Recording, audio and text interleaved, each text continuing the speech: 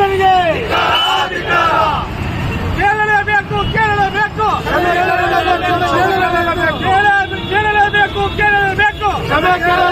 ಕೇಳಲೇಬೇಕು ನಾಡದ್ರೋಹಿ ಕಮಲಾಸನಿಗೆ ನಾಡದ್ರೋಹಿ ಕಮಲಾಸನಿಗೆ ಬೇಕೇ ಬೇಕು ಬೇಕೇ ಬೇಕು ಎಲ್ಲಿವರೆಗೆ ಹೋರಾಟ ಎಲ್ಲಿವರೆಗೆ ಹೋರಾಟ ಬೇಕೇ ಬೇಕು ಬೇಕೇ ಬೇಕು ಇದ್ರ ಕೊಡ್ತಾರೆ ಮಾವ ರಾಮ ಬೇಕೇ ಬೇಕು ಬೇಕೇ ಬೇಕು ಜಾತಕ್ಕಾಗಿ ಹೋರಾಟ ಕೇಳಬೇಕು ಕನ್ನಡ ದ್ರೋಹಿ ಕಮಲಾಸನಿಗೆ ಕನ್ನಡ ದ್ರೋಹಿ ಕಮಲಾಸನಿಗೆ ಕನ್ನಡ ದ್ರೋಹಿ ಕಮಲಾಸನಿಗೆ ಕನ್ನಡ ದ್ರೋಹಿ ಕಮಲಾಸನಿಗೆ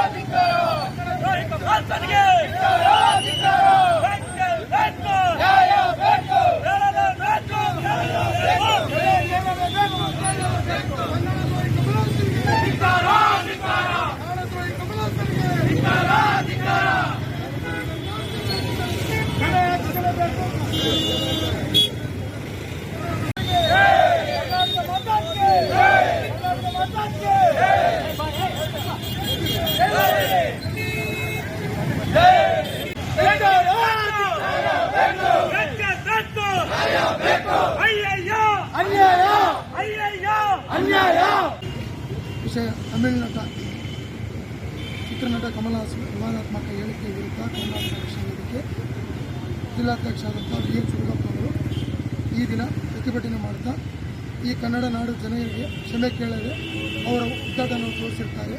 ಆದ ಕಾರಣ 5ನೇ ತಾರೀಕು ಚಿತ್ರಮಂದಿರದಲ್ಲಿ ಚಿತ್ರ ಪ್ರದರ್ಶನ ಆಗಬಾರ್ದು ಅಂತೇಳಿ ಈ ಮೂಲಕ ತಿಳಿಸುವುದೇನೆಂದರೆ ಅವರು ಕರ್ನಾಟಕ ಜನತೆಗೆ ಕ್ಷಮೆ ಯಾಚಿಸುತ್ತದೆ. ಅವರಿಗೆ ನಮ್ಮ ಕರ್ನಾಟಕದಿಂದ ಗಡೀಪಾರು ಮಾಡಬೇಕಂತ ತಮ್ಮಲ್ಲಿ ಮನವಿ. ಈ ಮೂಲಕ ನಮ್ಮ ಜಿಲ್ಲಾ ಅಧ್ಯಕ್ಷರಾದ ವಿ.ಎಚ್. ಚುಲುಗಪ್ಪ ಹಾಗೂ ಜಿಲ್ಲಾ ಮುಖಂಡರು ಅದ್ಗೆ ರಾಮಣ್ಣ ಅಂತ ಮಾತಾಡೋದು. ಇವತ್ತು ಕಮಲಹಾಸನ್ ತಮಿಳು ಚಿತ್ರನಟ ನಮ್ಮ ಕನ್ನಡದ ಬಗ್ಗೆ ಹೇಳಿರುವಂಥ ಅವಹೇಳನಕಾರಿ ಹೇಳಿಕೆಗೆ ನಾವು ವಿರುದ್ಧವಾಗಿ ಹೋರಾಟ ಮಾಡಿದ್ದೀವಿ. ಅವನು ಕನ್ನಡದ ಬಗ್ಗೆ ಹೇಳಿರುವಂಥ ಹೇಳಿಕೆನ ಹಿಂಪಡೆದು ಇಡೀ ಕನ್ನಡ ಜನತೆಗೆ ಕರ್ನಾಟಕ ಜನತೆಗೆ ಕರ್ನಾಟಕ ವಾಣಿಜ್ಯ ಮಂಡಳಿಗೆ ಕ್ಷಮೆ ಯಾಚಿಸಿ ಕೂಡಲೇ ಕ್ಷಮೆ ಯಾಚನೆ ಮಾಡಬೇಕಂತ ಒತ್ತಾಯಿಸಿ ಇವತ್ತು ಪ್ರತಿಭಟನೆ ಮಾಡ್ತಾ ಇದ್ದೀವಿ. ಇವತ್ತು ನಿಜವಾಗಲೂ 20-30 ವರ್ಷದಿಂದ ಅವನು ಬಂದಿರೋದು ಮೊದಲು ಕರ್ನಾಟಕದಲ್ಲಿ ಕನ್ನಡ ನಟ ಆಗಿ ಅವರೆಷ್ಟೋ ದುಡಿದು ಇವತ್ತು ಹೆಸರಾಗಿರ್ತಕ್ಕಂಥ ಖ್ಯಾತ ನಟ ಆಗಿದ್ದಾನೆ ಅವನು ಕಮಲಹಾಸನ್ ಎಂಬವನು. ಅವನು ಕನ್ನಡವನ್ನು ಮರೆತು ತಮಿಳಿನಿಂದ ಕನ್ನಡ ಹುಟ್ಟಿರೋದಂತಂದು ಭಾಷಾ ಪ್ರಾವೀಣ್ಯತೆ ಹೊಂದಿರುವಂಥ ಒಬ್ಬ ಪ್ರಜ್ಞಾಶಾಲಿ ಹೇಳಿರುವಂಥ ಹೇಳಿಕೆನ ನಾವು ಖಂಡಿಸ್ತಾ ಇದ್ದೀವಿ. ಅವನಿಗೆ ಯಾವ ಚರಿತ್ರೆ ಗೊತ್ತಿಲ್ಲ, ಏನು ಗೊತ್ತಿಲ್ಲ. ಅವನ ವೈಯಕ್ತಿಕ ವಿಚಾರಗಳು ನೋಡಿದ್ರೆ ಹಲವಾರು ಇದ್ದಾವೆ. ಆದರೆ ಅವನ ವೈಯಕ್ತಿಕ ವಿಚಾರ ಬೇಡ ನಮಗೆ. ಆದರೆ ಅವನು ಹೇಳಿರುವಂಥ ಈ ವಿಚಾರವನ್ನು, ಈ ಹೇಳಿಕೆಯನ್ನು ನಾವು ಖಂಡಿಸಿ ತೀವ್ರ ಪ್ರತಿಭಟನೆ ಮಾಡ್ತಾ ಇದ್ದೀವಿ. ಇವತ್ತು ಅವನು ಕ್ಷಮೆ ಯಾಚನೆ ಮಾಡಿಲ್ಲ ಅಂದರೆ ಮುಂದಿನ ದಿನಗಳಲ್ಲಿ ಯಾವ ಚಿತ್ರಮಂದಿರದಲ್ಲಿ ಪ್ರದರ್ಶನ ಮಾಡಿದ್ರೆ ನುಗ್ಗಲು ಮಾಡಿ ಇಡೀ ರಾಜ್ಯದಿಂದ ಅವನ ಆ ಒಂದು ಚಿತ್ರವನ್ನು ಇದು ಮಾಡ್ತೀವಿ, ಪ್ರದರ್ಶನ ಮಾಡಲಾರ್ದಂಗೆ ಮಾಡ್ತೀವಿ ಅಂತಂದು ಈ ಮೂಲಕ ಹೇಳಿಕೆ ಕೊಡ್ತಾ ಇದ್ದೀನಿ. ನನ್ನ ಹೆಸರು ಕರ್ನಾಟಕ ರಕ್ಷಣಾ ವೇದಿಕೆ ರಾಜ್ಯ ಸಂಚಾಲಕ ಅದ್ಗೆ ರಾಮಣ್ಣ ಅಂತ. ನಾನು ವಿ.ಎಚ್. ಚುಲುಗಪ್ಪ ಮಾತಾಡ್ತಿದ್ದೀನಿ. ಕಮಲಹಾಸನ್ ಏನು ಉದ್ಘಾಟನೆ ತೋರಿಸಿರ್ತಾನೆ ತೀವ್ರ ಖಂಡಿಸ್ತೀವಿ.